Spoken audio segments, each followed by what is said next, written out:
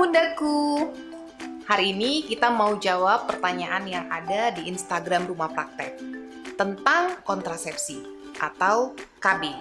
Nah, ini dari Ibu Putri yang bertanya, apa bedanya suntik KB yang 1 bulan dan yang 3 bulan? Dan lebih baik yang mana? Oke, bedanya yang pasti yang 1 bulan dan yang 3 bulan bedanya suntiknya 1 sebulan sekali, yang 1 3 bulan sekali. Oh enggak, bukan cuma itu ya. Sebenarnya KB 1 bulan dan 3 bulan itu sama-sama KB kontrasepsi yang mengandung hormon. Namun dosisnya saja yang berbeda. Jadi kalau KB yang 3 bulan dosisnya lebih besar daripada yang 1 bulan. Nah, sehingga jenis KB ini bisa mempengaruhi berat badan ibu, kemudian siklus haid, dan juga pigmentasi pada kulit. Dan tentunya ibu-ibu takut kan kalau wajahnya ada flek-flek. Nah, kalau ditanya lebih baik yang mana, mungkin lebih baik yang 1 bulan. Kenapa? Karena yang 3 bulan dosisnya cukup besar. Sehingga banyak sekali akseptor KB atau ibu yang mengeluh tidak dapat haid. Tentunya kalau tidak dapat haid, banyak sekali keluhan ibu. Nah, tetapi masing-masing orang berbeda efeknya. Jadi ada ibu yang dengan KB yang 3 bulan dia tetap nyaman, tapi ada juga yang tidak. Jadi tergantung kepada masing-masing orang bagaimana metabolismenya. Nah, mudah-mudahan Bu Putri puas ya dengan jawabannya. Kemudian pertanyaan berikutnya dari Ibu Rita yang bertanya, menurut cerita teman-teman yang ber-KB, berarti Bu Rita belum ber-KB ya, mereka haidnya nggak tetap sebulan sekali. Itu gimana ya dok? Oke, mungkin teman-temannya Bu Rita harus ditanya pakai jenis KB apa. Yang pasti kemungkinan besar nih mungkin teman-temannya Bu Rita pakai KB yang jenis hormonal. Tentunya seperti cerita Bu Putri tadi, KB hormonal itu mempengaruhi siklus haid karena dia mengandung hormon yang akan mengganggu siklus haid seorang wanita. Makanya haidnya juga bisa dapat atau enggak, atau jadi enggak teratur. Nah, kalau Bu Rita takut, mendingan Bu Rita pilih jenis KB yang non-hormonal. Oke, mudah-mudahan Bu Ritanya udah puas ya dengan jawabannya. Ini ada lagi pertanyaan dari Ibu Neza yang bertanya, dok, setelah nifas, apakah perlu dapat haid dulu baru mulai ber-KB? Oke, jawabannya lebih baik memang setelah nifas ibu mendapatkan haid dulu.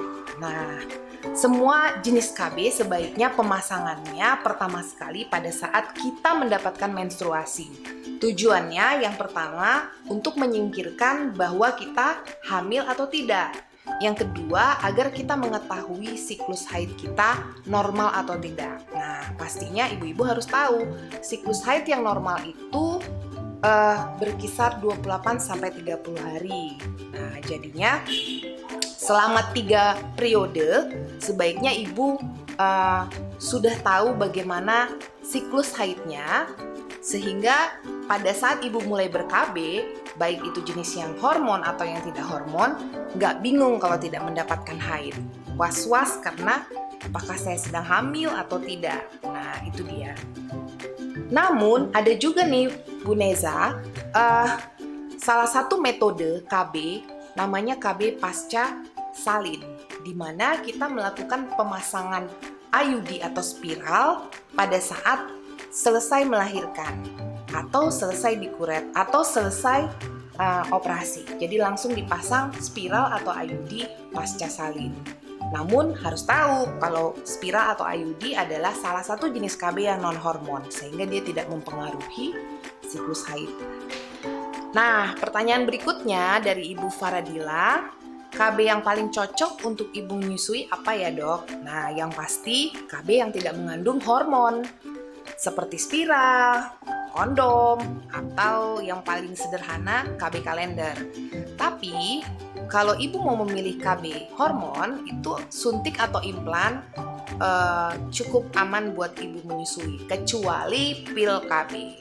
Nah, itu Bu. Jadi yang paling cocok adalah semua jenis KB kecuali pil KB, karena pil KB mengandung hormon estrogen. Nah, mudah-mudahan Bu Faradila sudah paham. Berikutnya dari Bu Suci. Nah, pertanyaannya, bahaya nggak sih kalau kita pasang KB spiral, habis itu kita ngajar senam aerobik? Nah, berarti aktivitasnya cukup berat ya. Sebenarnya pemakaian KB spiral aman untuk kegiatan aktivitas seperti aerobik.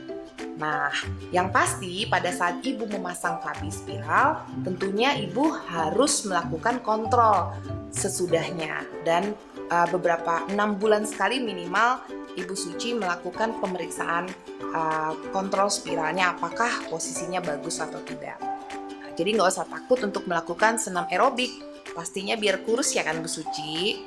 Nah, oke. Pertanyaan berikutnya dari Ibu Dede. KB implan berapa ya di rumah praktek? Wah, inilah salah satu jenis KB implan yang belum ada di rumah praktek. Tapi mungkin Bu Suci, Bu Dede bisa menanyakan pada bidan setempat. Biasanya bidan ataupun klinik bersalin atau di rumah sakit menyediakan KB implan.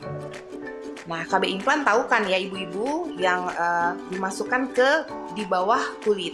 Ya, jadi salah satu jenis KB yang ditanam di bawah kulit yang juga bersifat hormonal.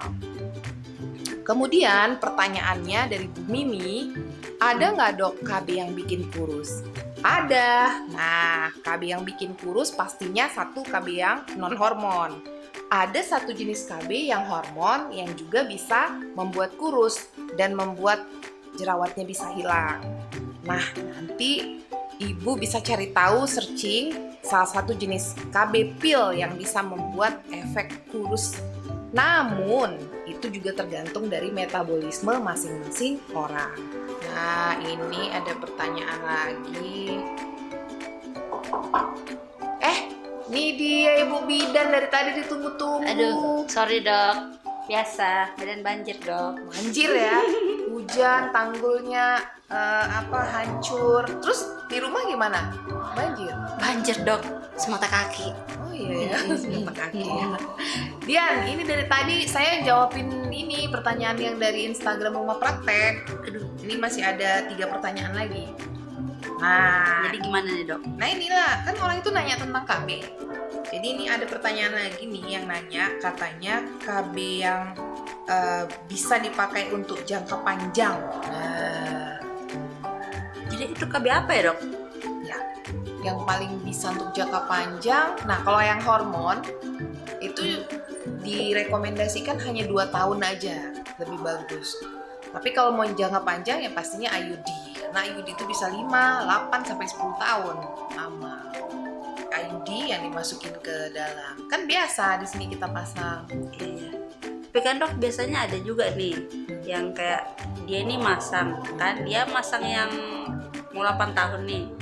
Tapi sebelum 8 tahun dia udah mau buka. Itu gimana tuh IUD-nya? Ya, nggak apa-apa, bisa. Itu kan 8 tahun maksimal. Nah, jadi kalau sesudah 8 tahun pemasangan, ya sebaiknya dibuka. Kalau memang masih mau ber-KB lagi, ya bisa dipasang lagi gitu. Tapi berbeda halnya dengan KB yang hormon. Kalau HB hormon kayak pil, implan, itu suntik, itu sebaiknya pemakaiannya tidak lebih dari 2 tahun. Jadi setelah 2 tahun pakai, 6 bulan itu lebih bagus dikasih fase istirahat dulu. Nah, fase istirahatnya itu sekarang pakai KB apa? Pakai KB kondom. Kondom ya dok? Iyalah, kan kalau kondom dia tidak memakai hormonal. Tapi kadang-kadang ada beberapa pasien yang tidak nyaman ya dengan KB kondom. Karena KB kondom itu kan ada pelumasnya dan itu bisa membuat efek alergi. Jadi sebenarnya Dian, tidak ada satu jenis KB pun yang betul-betul bisa menjamin tidak hamil. Itu penting ya, itu satu. Kemudian yang kedua, tidak ada satu jenis KB pun yang benar-benar aman. yang ada itu KB yang ideal. Nah, ideal itu maksudnya ya mungkin mudah, murah, kemudian fleksibel. Jadi kayak misalnya IUD itu dibuka kapan aja bisa langsung hamil. Nah, kalau misalnya pil ya gampang karena kapan aja bisa diminum. Jadi misalnya gini, kayak zaman pandemi sekarang nih, contoh kan orang takut ke rumah sakit. Nah, mau ke klinik atau ke praktek pun takut, misalnya mau ber-KB, mau suntik ataupun mau pasang IUD. Ya jenis pil KB lah yang bisa dibeli, diminum tanpa harus ketemu sama petugas medis kan. Cuman kalau nggak disiplin kayak dia nggak disiplin, kalau minum pil KB bisa kebobolan.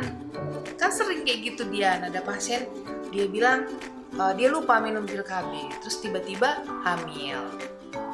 Ya kan? Terus dok, dia mau nanya, ini kan pasti setiap macam KB pasti punya kelebihan sama kekurangan. Jadi kelebihan dari KB hormon sama non hormon itu apa aja sih dok? Kalau kelebihan KB hormon ya mungkin kayak pil mudah, murah, gampang didapatkan. Pasien tinggal pergi ke apotek beli obatnya tinggal minum. Yang penting dia disiplin. Tapi dia sayangnya merupakan satu KB yang hormon, artinya tidak dianjurkan untuk memakai dalam jangka waktu yang sangat panjang. Kemudian dia pasti mempengaruhi siklus haid. Jadi kadang-kadang kan pasien yang memakai KB hormon ini siklus haidnya suka kacau atau nggak dapat haid atau KB haidnya itu sebulan sampai 2 kali, itu kan mengganggu.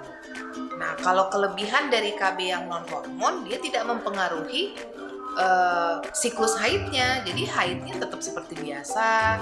Kalau misalnya dia berhentikan, dia mau langsung hamil bisa.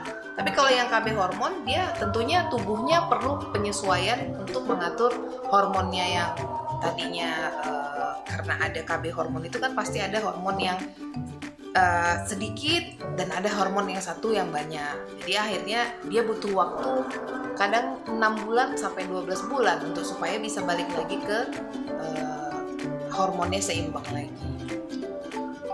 Dengan ini dok, kan biasanya tuh banyak ibu-ibu hamil tuh yang bertanya untuk pemasangan KB IUD itu waktunya di saat kapan?